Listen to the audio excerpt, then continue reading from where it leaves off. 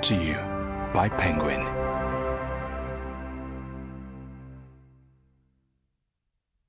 There Are Rivers in the Sky, written by Elif Shafak, read by Olivia Vinall and Elif Shafak. Part 1. Raindrop. By the river Tigris in olden times. Later, when the storm has passed, everyone will talk about the destruction it left behind, though no one, not even the king himself, will remember that it all began with a single raindrop. It is an early summer afternoon in Nineveh, the sky swollen with impending rain. A strange, sullen silence has settled on the city. The birds have not sung since the dawn. The butterflies and dragonflies have gone into hiding. The frogs have abandoned their breeding grounds. The geese have fallen quiet, sensing danger. Even the sheep have been muted, urinating frequently, overcome by fear. The air smells different, a sharp, salty scent. All day, dark shadows have been amassing on the horizon, like an enemy army that has set up camp, gathering force. They look remarkably still and calm from a distance, but this is an optical illusion, a trick of the eye.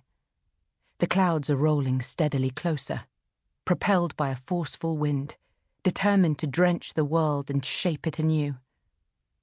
In this region, where the summers are long and scorching, the rivers mercurial and unforgiving, and the memory of the last flood not yet washed away, water is both the harbinger of life and the messenger of death. Nineveh is a place like no other, the world's largest and wealthiest city. Built on a spacious plain on the eastern bank of the Tigris, it is so close to the river that at night babies are hushed to sleep not by a lullaby, but by the sound of the waves lapping at the shoreline.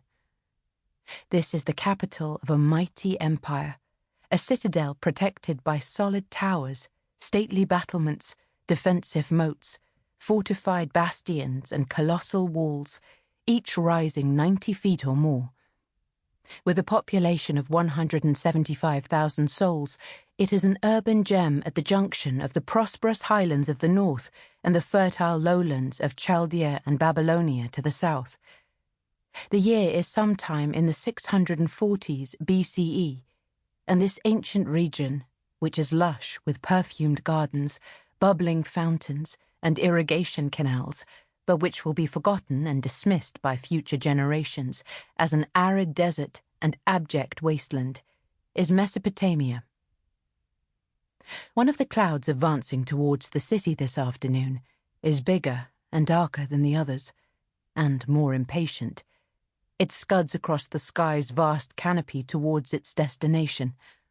Once there, it slows to a halt and floats suspended thousands of feet above a majestic building adorned with cedar columns, pillared porticos, and monumental statues. This is the North Palace, where the king resides in all his might and glory. The mass of condensed vapor settles over the imperial residence, casting a shadow. For, unlike humans, water has no regard for social status or royal titles. Dangling from the edge of the storm cloud is a single drop of rain, no bigger than a bean and lighter than a chickpea. For a while it quivers precariously, small, spherical, and scared. How frightening it is to observe the earth below opening like a lonely lotus flower. Not that this will be the first time. It has made the journey before, ascending to the sky, descending to terra firma, and rising heavenwards again, and yet it still finds the fall terrifying.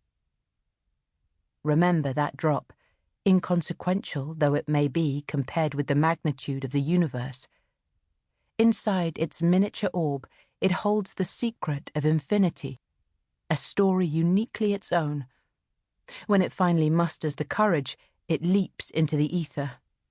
It is falling now. Fast. Faster.